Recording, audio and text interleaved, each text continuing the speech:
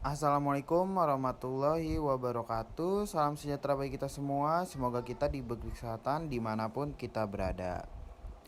Pertama-tama perkenalkan, nama saya Muhammad Fikri. NIM saya 289 Saya dari Fakultas Ekonomi dan Bisnis, Program Studi Manajemen semester 4. Presentasi saya kali ini adalah presentasi sebagai syarat penilaian ujian akhir semester dari mata kuliah Sistem Informasi Manajemen dengan dosen pengampu Bapak Mulyono SHMM dengan tema Sistem Informasi Manajemen dan Pengambilan Keputusan dari Universitas Pancasakti Bekasi. Pengertian keputusan. Menurut Gisbon tahun 1988, keputusan merupakan mekanisme organisasi untuk melakukan upaya mencapai keadaan yang diinginkan. Jadi, keputusan adalah tanggapan organisasi atas suatu masalah. Kemudian, jenis keputusan berdasarkan struktur organisasi menurut Kumorotomo dan Isbandono tahun 2001. Yang pertama, keputusan administratif, yaitu keputusan yang diambil oleh administrator atau manajer puncak, kemudian bersifat umum dan menyeluruh, kemudian berfungsi sebagai landasan kebijakan dan keputusan teknis operasional organisasi. Yang kedua, keputusan eksekutif. Keputusan diambil oleh manajer eksekutif sebagai keputusan terkait dengan permasalahan yang lebih teknis tetapi belum merupakan keputusan operasional. Kemudian keputusan operasional, yaitu keputusan yang diambil oleh manajer operasional dalam rangka pelaksanaan gagasan, arahan, dan kebijakan manajer di atasnya disesuaikan dengan sistem koordinasi yang dikembangkan oleh manajer eksekutif. Kemudian metode pengambilan keputusan menurut Anwar dan Otojo tahun 2004. Yang pertama yaitu metode rasional, yang kedua metode tawar-menawar, kemudian yang ketiga metode agregatif, yang keempat metode keranjang sampah.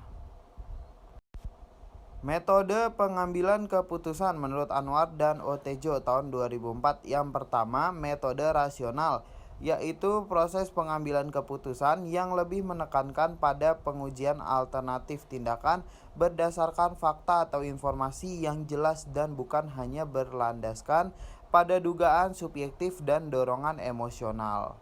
Kemudian yang kedua, metode tawar-menawar, yaitu penyelesaian konflik melalui negosiasi. Kemudian yang ketiga yaitu metode agregatif. Apa sih yang dimaksud dengan metode agregatif? Metode agregatif ini metode ini dengan menggunakan konsultan dan tim-tim staf yang bekerja keras dalam merumuskan kebijakan politik. Kemudian yang keempat, metode keranjang sampah. Yang dimaksud metode keranjang sampah yaitu metode ini lebih banyak menampilkan karakter dalam pengambilan keputusan pada isu yang bermacam-macam dari peserta pengambilan keputusan pada masalah yang timbul saat ini. Kemudian sistem informasi manajemen dan pengambilan keputusan. Nah, yang pertama fokus sistem informasi manajemen, lalu decision making. Nah, dari decision making ini terdapat 3 opsi. Yang pertama keputusan terprogram, yang kedua keputusan semi terprogram, dan yang ketiga keputusan tidak terprogram. Tipe keputusan manajemen menurut Frederick H. Wu tahun 1984. Yang pertama, keputusan terprogram. Apa sih yang dimaksud dengan keputusan terprogram? Keputusan terprogram adalah keputusan yang sifatnya berulang-ulang dan rutin ya, sehingga dapat diprogram. Kemudian tipe keputusan manajemen menurut Frederick Wu tahun 1984. Yang kedua yaitu keputusan semi terprogram.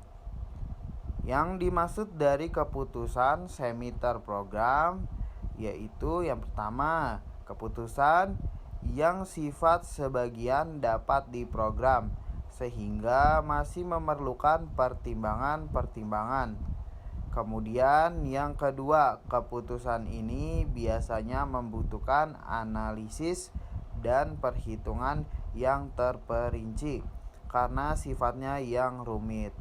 Kemudian yang ketiga, untuk yang ketiga yaitu keputusan ini banyak dilakukan oleh para manajemen tingkat menengah. Kemudian tipe keputusan manajemen menurut Frederick Hu tahun 1984 yang ketiga yaitu keputusan tidak terprogram.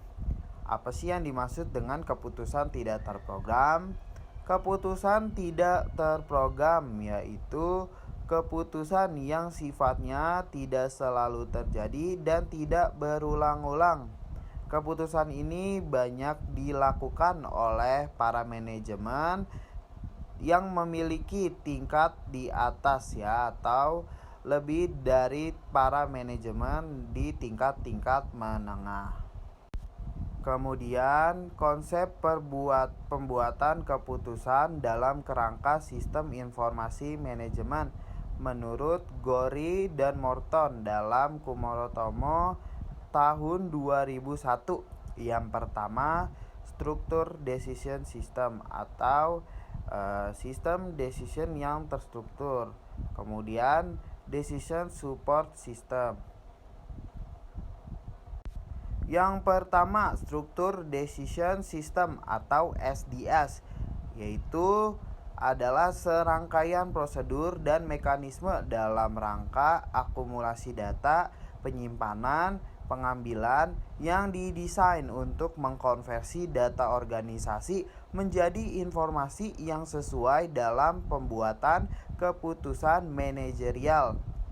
Kemudian data yang dimaksudkan meliputi data tentang klien, kemudian fasilitas-fasilitas, lalu ada pegawai, penggajian, penyediaan pelayanan, penyimpanan barang-barang, dan lain-lain. Lalu data disimpan dalam database yang digunakan untuk level manajemen operasional menengah dan atas serta untuk staff. Kemudian Decision Support System atau DSS merupakan sistem komputer yang interaktif yang memiliki posisi pada model keputusan analitis dan dispesialisasikan ke dalam database manajemen yang bisa langsung diakses oleh manajer atau pimpinan. Kemudian Decision Support System ini atau DSS ini dapat digunakan untuk membantu manajemen di dalam semua level organisasi dengan jenis keputusan yang tidak terstruktur dan permasalahan yang tidak rutin. Kemudian SDS dan DSS yaitu terdapat banyak kelemahan untuk diterapkan pada organisasi publik. Nah, lalu berikutnya ada The Interactive System Development Cycle atau ISDC.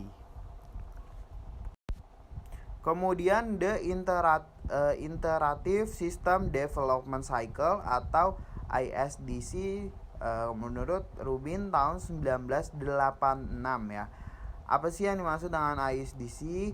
ISDC adalah gabungan desain sistem informasi yang menggabungkan model tradisional dengan berbagai kelemahannya dari SDS dan DSS dengan model baru yang lebih integratif.